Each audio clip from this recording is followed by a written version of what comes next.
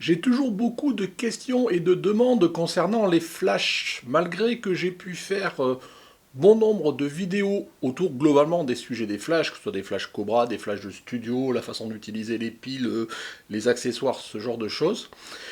Je me suis dit que j'allais initier une nouvelle série autour des flashs parce que justement, je vous dis, j'ai beaucoup de demandes et je pense que c'est encore nécessaire que j'apporte un certain nombre d'éléments de réponse. Alors aujourd'hui, on va commencer par le commencement et on va parler tout bonnement du Flash Cobra. Donc si cela vous intéresse, c'est parti.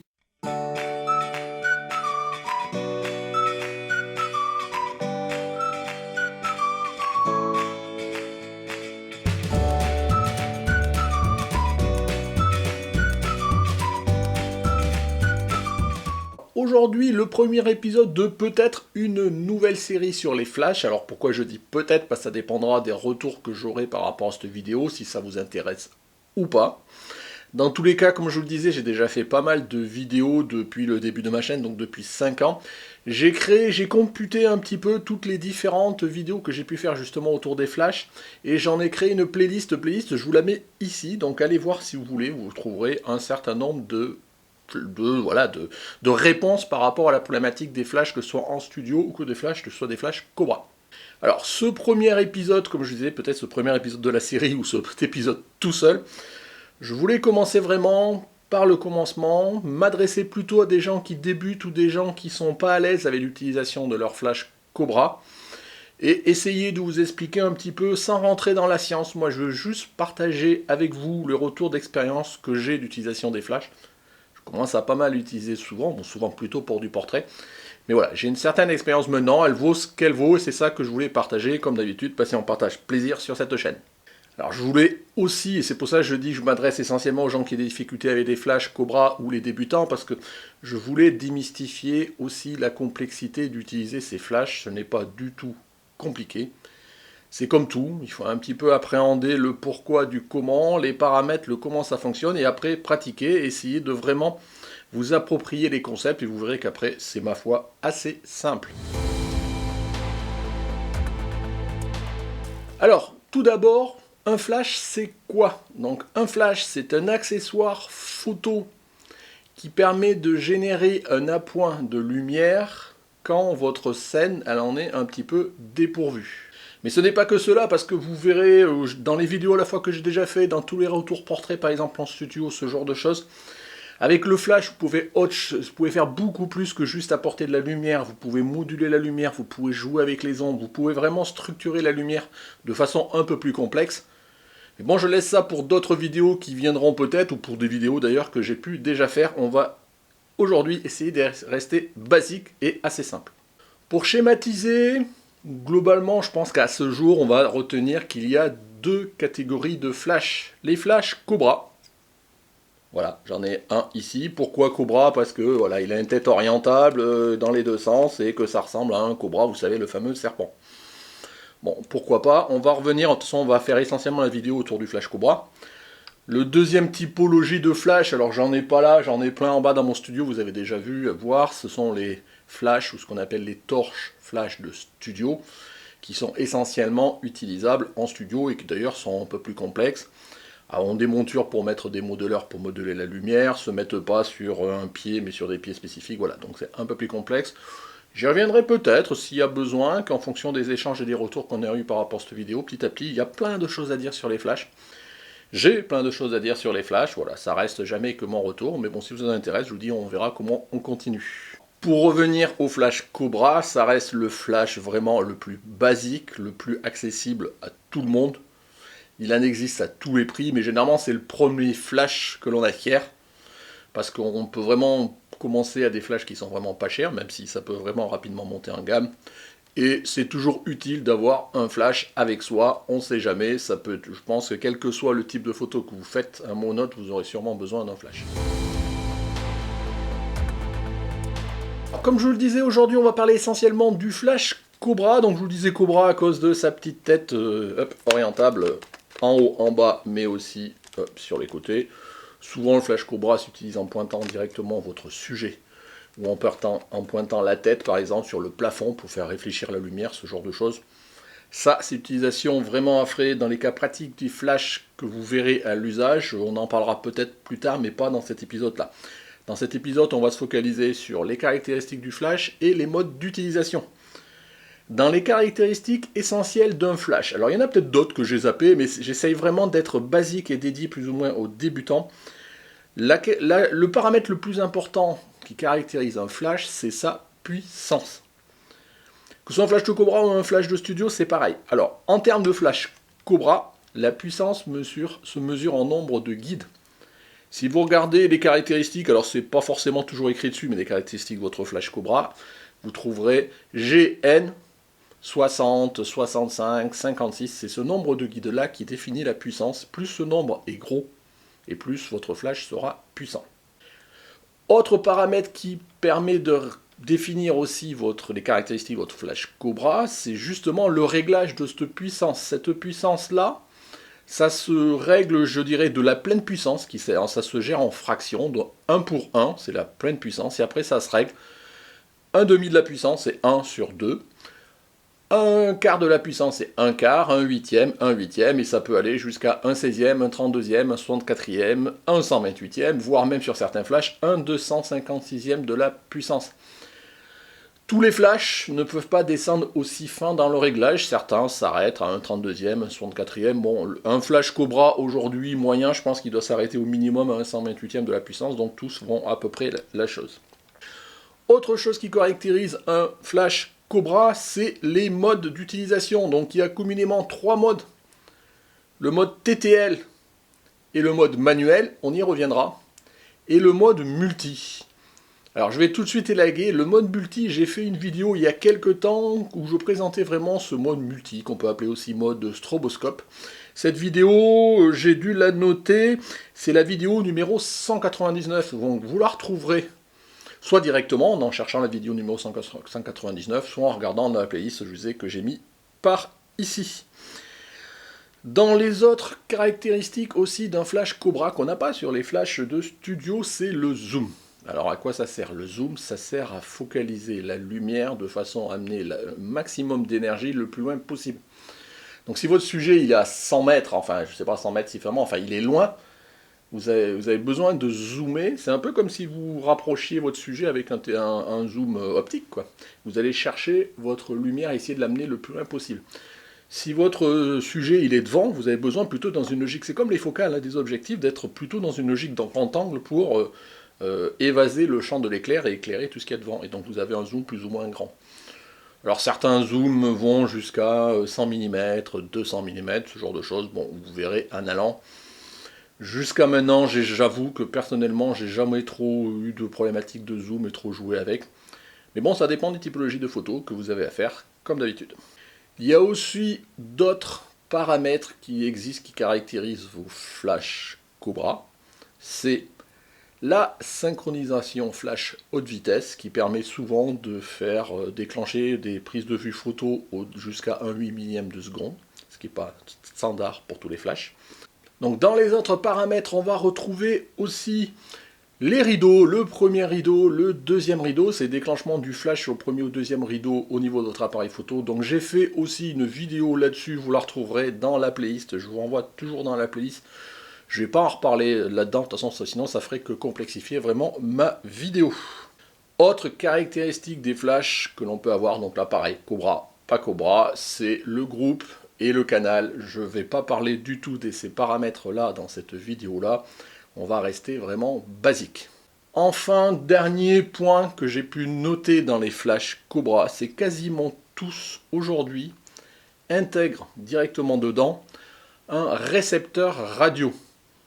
Alors à quoi ça sert, vous me direz, pour ceux qui ne savent pas, c'est que ça permet de commenter votre flash à distance sans fil. Et pour cela, il faut quoi la plupart du temps? Donc il y a le récepteur qui est dans votre flash et il faut que vous montiez sur votre appareil photo un émetteur, par exemple comme ceci. Donc là pareil, j'avais fait une vidéo, vous retrouverez dans la playlist, c'est l'épisode 344 où je présente les différentes façons de commander un flash à distance. Vous voyez, j'ai déjà parlé souvent des flashs. Mais pareil, on ne rentrera pas dans le sujet de la commande à distance des flashs aujourd'hui, on va se focaliser sur le Cobra. et sur le Cobra que l'on va monter sur directement son appareil photo. Pour commencer, c'est vraiment le cas le plus basique d'utilisation. Si vous voulez rentrer plus en détail sur quels sont les critères plus fins pour choisir votre flash, notamment revenir un petit peu sur les caractéristiques que j'ai pu déjà évoquer, la puissance, le réglage de la puissance, la synchronisation, haute vitesse ou autre, là pareil, j'avais déjà fait une vidéo, c'est la 429 qui était comment choisir un flash. Donc je vous ramène pareil, allez dans la playlist ou alors cherchez directement dans la liste des vidéos de ma chaîne, la 429, vous voyez déjà beaucoup traité. Aujourd'hui, donc, on va s'intéresser au Cobra. Donc, on a vu les caractéristiques importantes. Un Cobra, pour élaguer ça tout de suite, ce que je vous disais, c'est quelque chose qui est bon marché. C'est généralement le premier flash que vous achetez. Ça va de 50 à plusieurs centaines d'euros. 50, vous n'aurez pas forcément tous les paramètres. Vous aurez des paramètres limités. Vous n'aurez pas forcément tous les modes d'implémenter. Plus c'est cher, généralement, plus c'est puissant et plus les paramètres sont fins. C'est pas toujours utile pour une utilisation, en tous les cas de débutant, de mettre très cher dans un flash. Voire même, je recommanderais de ne pas acheter de flash de marque, le Canon, le ci, le ça, d'abord parce que ça coûte beaucoup plus cher qu'un flash, je dirais, de marque annexe, et en plus, c'est plus compliqué de trouver des accessoires qui vont avec, donc voilà, je ne vais pas rentrer dans le détail là, mais après, vous faites ce que vous voulez. Donc, on va regarder tout de suite comment s'utilisent ces fameux flash Cobra, avec notamment l'usage des deux modes qui restent. Je vous ai dit qu'il y avait le mode TTL, manuel, multi, on est là, j'en parlerai pas. Donc on va commencer avec le mode TTL.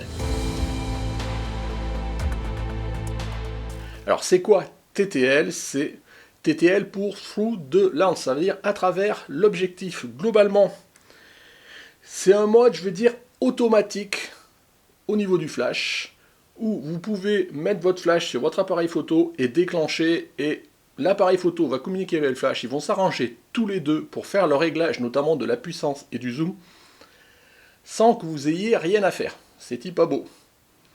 Après, on verra que c'est pas toujours si simple au final. Alors, très schématiquement et rapidement, comment ça fonctionne, cette fameuse logique de TTL? En fait, vous avez votre flash qui est, dans notre cas, branché sur votre appareil photo. Je vous disais, votre flash et votre appareil photo communiquent. Votre appareil photo sait qu'il a un flash au-dessus, il sait que votre flash il est en TTL, il sait qu'il va devoir lui donner les ordres de zoom et de puissance à votre flash. Il va faire quoi? Vu que c'est l'appareil photo qui va gérer, il va faire en sorte d'utiliser lui-même sa cellule et de voir en fonction de la scène que vous avez photographiée, de voir l'exposition qui est nécessaire, dans quelle mesure il y a besoin de faire un complément de lumière ou pas. Voilà, globalement c'est comme ça que je résumerai la chose. Comment ça se passe? Quand vous déclenchez, en fait il se passe deux choses de façon très vite. Il y a un premier petit éclair très rapide que vous ne voyez même pas passer, qui est fait pour éclairer votre scène. Là-dessus, votre appareil photo détecte si la lumière est suffisante ou pas. Il ajuste éventuellement en augmentant la puissance du flash ou la diminuant. Il détermine du coup cette fameuse puissance et le zoom. Et dans la foulée, il déclenche tout de suite votre flash définitif, donc l'éclair définitif, de façon à éclairer votre scène pour la prise de vue. En fait, ces deux flashs, ils sont tellement rapprochés que vous ne le voyez même pas, vous en voyez qu'un vous-même. Donc, vous voyez, rien de très compliqué. Alors, comme je vous le disais, le mode TTL est un mode automatique et normalement, quand vous faites ça, vous avez tout de suite une photo bien exposée. Alors, je dis bien normalement, parce que comme tous les modes automatiques, et on pourrait faire les mêmes remarques sur les modes automatiques de l'appareil photo, l'appareil ne sait pas ce que vous allez prendre en photo. Il essaye de deviner en fonction des paramètres, d'un certain nombre de choses, la luminosité, la prise de vue, de ce genre de choses, quels sont les meilleurs paramètres d'exposition. Par exemple, pour votre appareil photo, si vous êtes en auto complètement, il va déterminer les ISO, l'ouverture et la vitesse. Si vous êtes en auto complètement et votre flash est en TTL, il va aussi déterminer la puissance et le zoom. Il fait tout ça automatiquement, mais comme il ne sait pas, des fois, même si ça marche bien souvent, des fois il se trompe parce que il n'a pas bien évalué le complément ou le complément d'exposition qui a besoin, en tous les cas de lumière qu'il y a besoin.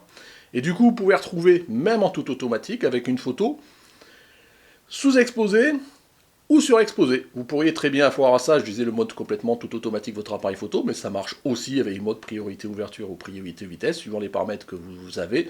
Vous pouvez très bien avoir une photo sous-exposée, surexposée. C'est pour ça qu'au niveau de votre appareil photo, dans ces modes-là, vous avez la compensation d'exposition.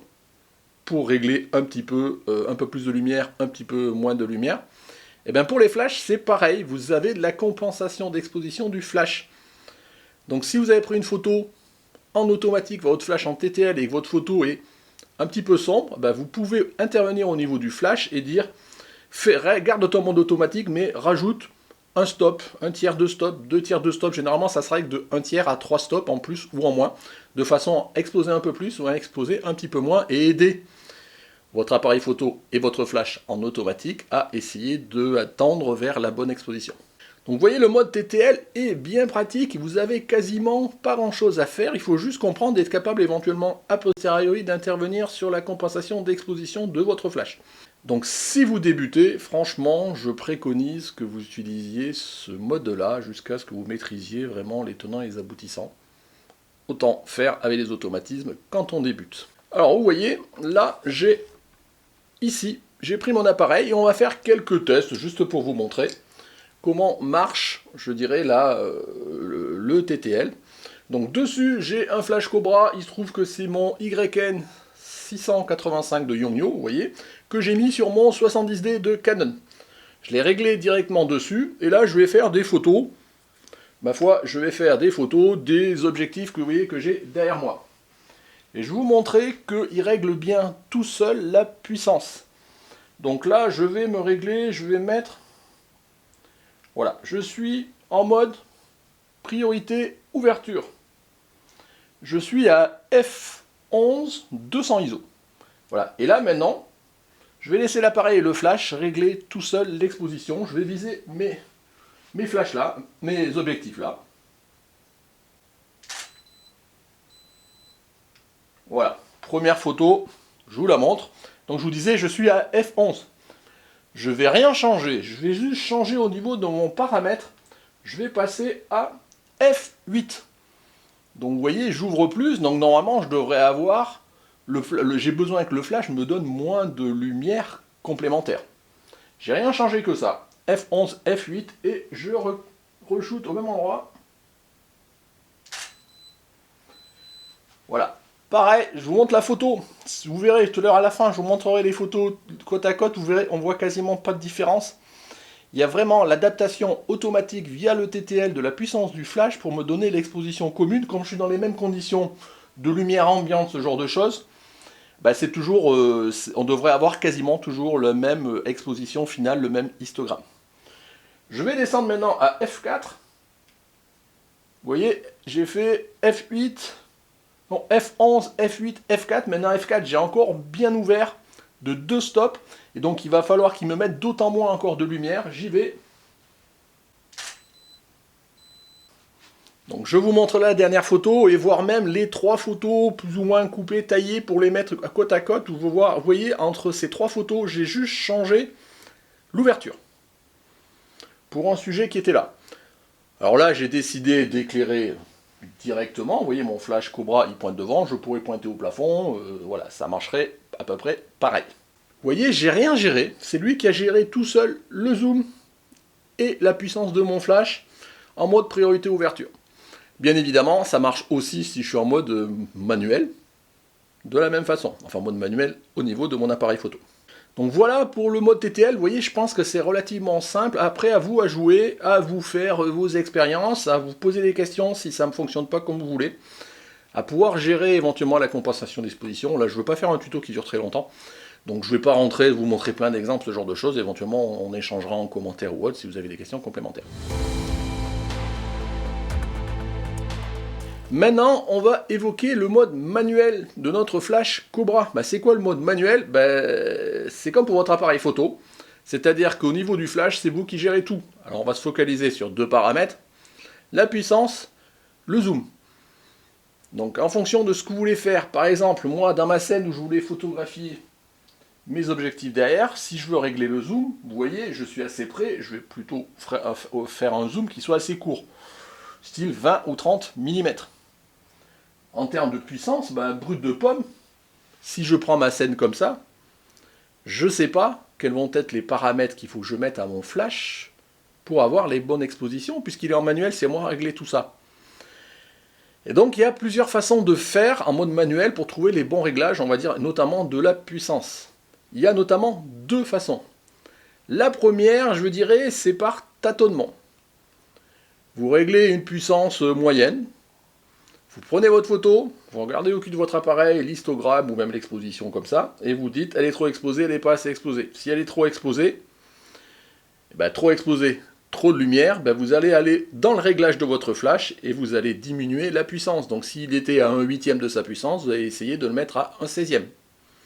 Vous reprenez une photo, si elle est toujours trop exposée, vous allez encore revenir dans la puissance de votre flash et vous allez diminuer 1/16, on va la mettre à 1/32. Et comme ça, de proche en proche, jusqu'à arriver à avoir la bonne exposition. C'est pour ça que ça s'appelle une méthode par tâtonnement.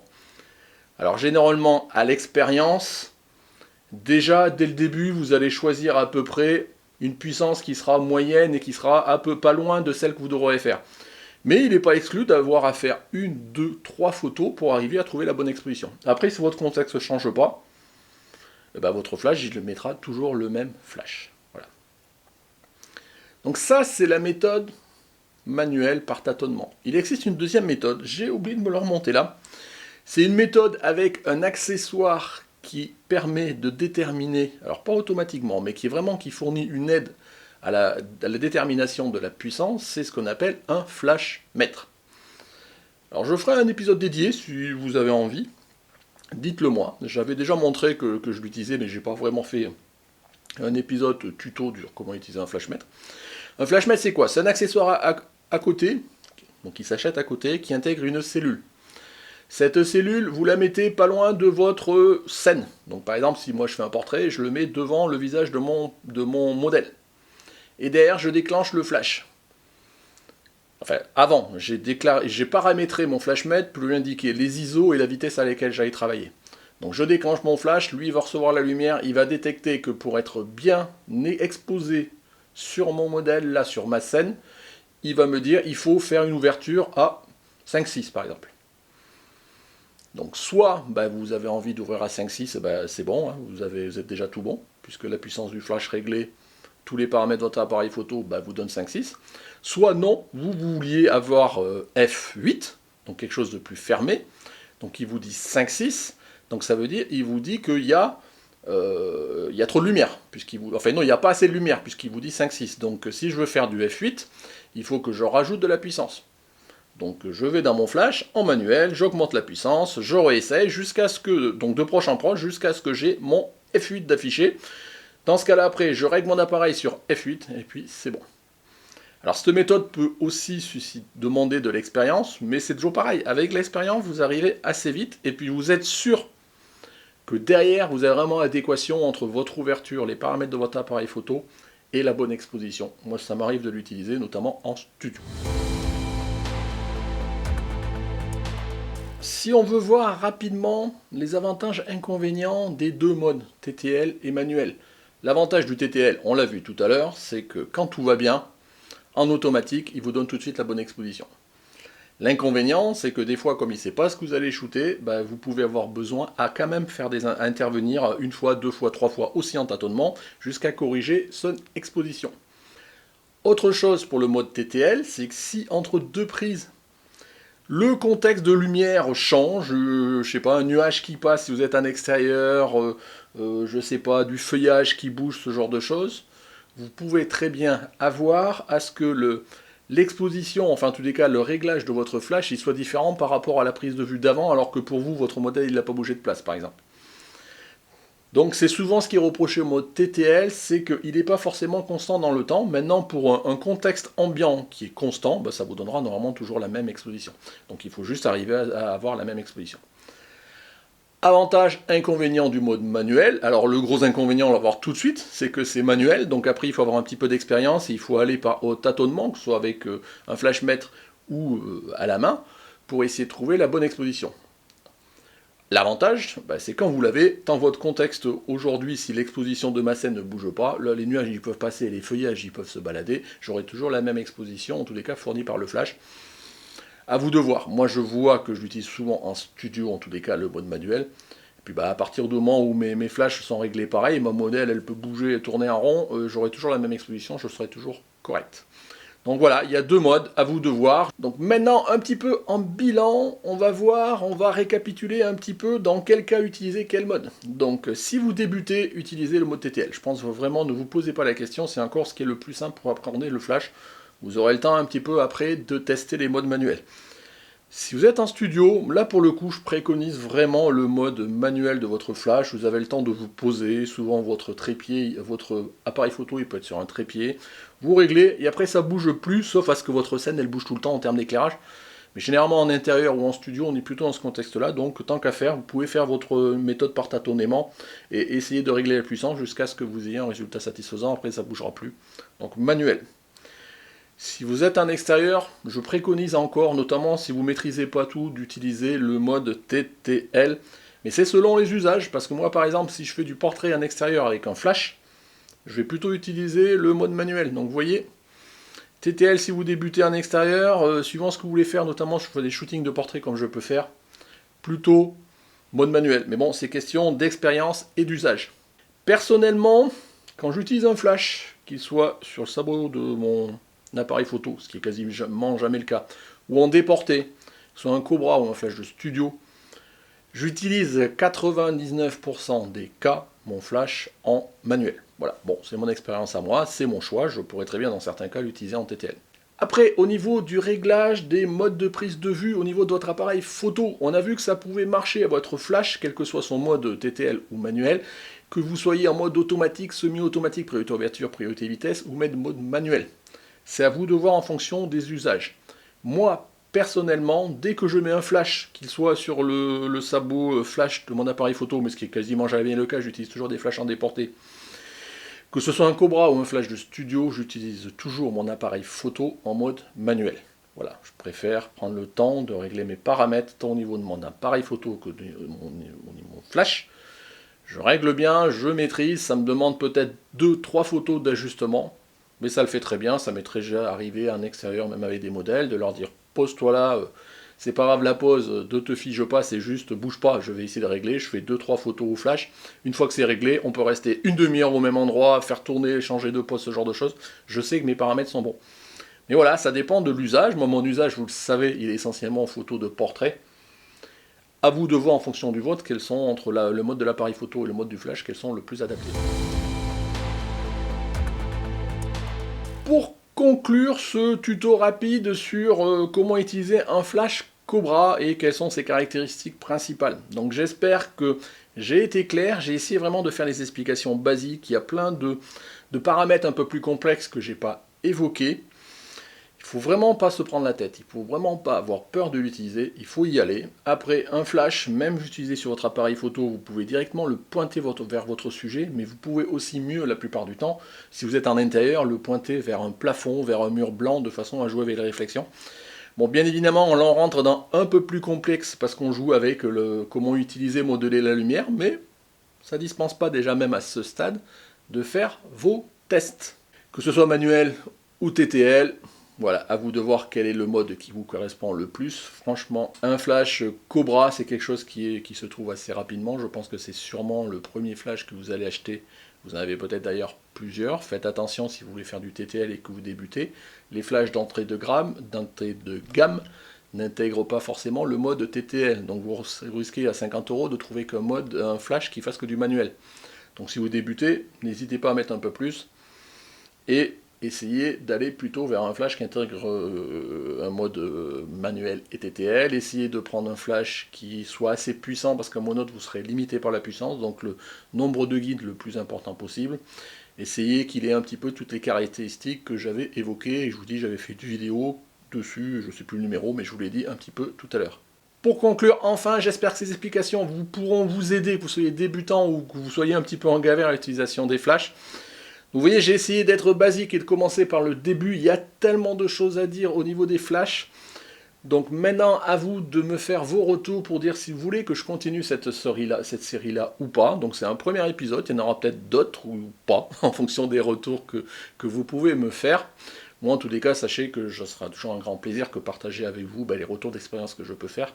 Voilà, hein, je veux dire, j'ai pas eu de cours sur les flashs, c'est vraiment de l'expérience que j'ai acquis petit à petit en les utilisant, et ma foi, c'est encore toujours là qu'on apprend le mieux, c'est en se forgeant sa propre expérience.